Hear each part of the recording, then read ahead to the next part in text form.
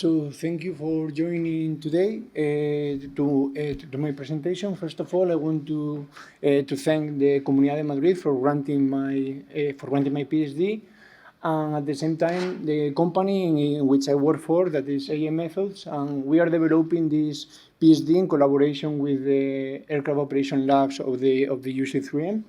And kind of for today, I'm the strange guy of this slot because I'm not gonna talk anymore about climate change, and I'm gonna talk about improving thunderstorm prediction for aviation using artificial intelligence.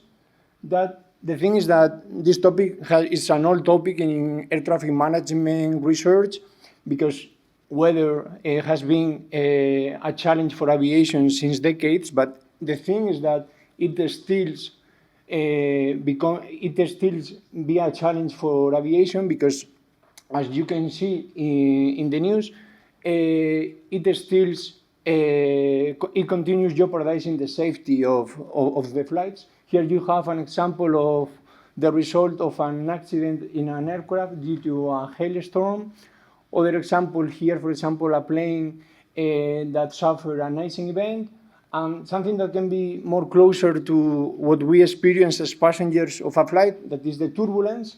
That according to the data, around 84% of the moderate to greater turbulence in a flight is aligned with the presence of a storm. So whenever we have a storm, the likeliness of experiencing severe turbulence in a flight increases a lot, and this can result into injuries for the passengers, so it's not a topic to laugh about or to not consider.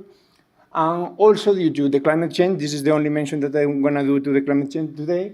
Here we have also other more extraordinary, let's say, events like the water sprouts, that what makes is the topic more unpredictable and more difficult. So the thing is that we need to develop tools to improve this prediction. Here you have a visual example of an aircraft that is landing in the London Heathrow Airport, and due to the wind shear that appears due to the storms, it experiences a bumpy landing. The good news for us is that here you have been seeing that thunderstorms jeopardize the safety of our flights, but the thing is that we have smart people in charge of the air traffic management system that in sort of way they react to this risk by issuing delays to the flights, so our flights don't encounter these events and we are not affected by this. But the problem with this is that, as you can see in the GIF on the right, the flights, when the storm reaches the airport, they start doing holdings. So in the end, this is creating delays into the flight that accounts for a cost. There is an estimation from Cook and Turner that more or less estimates that 1 minute on delay can be estimated as 100 euros. So the thing is that in the end, this thunderstorm thing translates in an operational impact and into a cost that we need to solve by enhancing the tools that we use to cope to thunderstorms. As for the outline for today, I'm gonna take my time for the state-of-the-art review, then I'm gonna present the research objective of this thesis, I'm gonna present the results for one of the objectives, and lastly I will present the next step for the thesis and the achievements so far. So the way in which the products for aviation have been crafted so far are by meteorologists interpreting the data coming from the numerical weather products. Here you have some examples, the ERMET, the SIGMET, the TAF, or the newly cross-border weather product. The problem with these products is that typically they are handmade by meteorologists. Most of the times they are static, they lack the spatial and temporal resolution, and in the end this limits the strategy capability that aviation stakeholders have, and that's why they need to play safe and issue delays that it results into a cost for the system. So as in other fields, AI is also playing a role here, and the way in which AI is being used for this topic is by trying to introduce the knowledge that the meteorologist has to put this inside an AI model. So this AI model is the one in charge of digesting the information coming from the numerical weather products and the weather observations in order to create a digital product. First of all, for the state-of-the-art also, I want to introduce you around all the different data sources that one can use to deal with this topic. There are two different data sources, observations and numerical weather products, as I was saying. The first one are the lightning observation, that is the most direct source that we can have to identify storms. Then we have also the data coming from the satellite, so the images that we can capture from the satellite that kind of measure the radiative profiles of the atmosphere and can capture the convective thermodynamics. Also, we have the radar observations that this data source is sensitive to the water drop, so it's a very good data source in order to understand the structure of the storms and the organization of the different cells. And then the last thing that we have here are the numerical weather models that in the end these are the results of solving Navier-Stokes equation that accounts for the state of the atmosphere. As for the operational example, let me cite for the lightning observation the ground networks, so all the new or the newly launched Meteosat third generation lightning imager. As for the satellite, there are also imagers on board these satellites, and here you have an example of the Meteosat third generation lightning imager that are the red dots on top of the Severi high resolution visible band that are the blue clouds that you see below. As for the radar observation, there are two networks, the Opera radar network in Europe and the NESRAD in the US, that kind of gives you maps of reflectivity and Doppler fields. And lastly, for the numerical weather product, there are two different types. The convective allowing models that tends to be regional models with a higher spatial and temporal resolution, and then the global models that cover the whole domain, the world. Then, as for the one that we have understand the different data sources that we have, the important thing in order to use AI is to define a proxy. A proxy is the objective function that you want to put for your AI model to be trained on. But also, you can use these data sources as the proxy, but also you can use them as an input.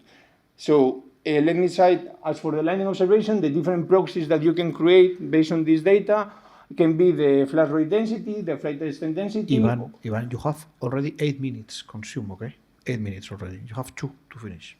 Wow. Yeah. Okay. Well, for the satellite, these ones, the compactinization, overshooting tone, and the brightness temperature different. For the radar, there is an agreement on these three, and for the numerical weather prediction models, there are indicators that are computed based on the output of the numerical weather forecast.